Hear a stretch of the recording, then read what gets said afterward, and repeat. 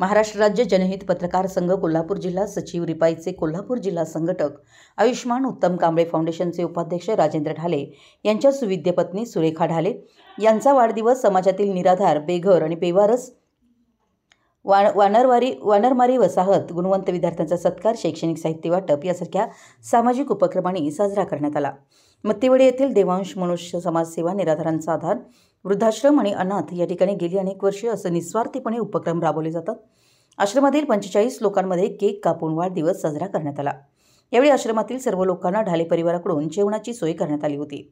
यावेळी सर्व ढाले परिवार आणि उपस्थित मित्र परिवार यांनी या 45 लोकांना अन्नदान करून सामाजिक बांधिलकी जोपासली। घरातील कोणत्याही व्यक्तीचा वाढदिवस ढाले परिवार हे अनाथाश्रम, वृद्धाश्रम, मूकबधीर, मतिमंद विद्यालय अशा लोकांमध्ये साजरा करत सामाजिक बांधिलकी जोपासताना दिसतात।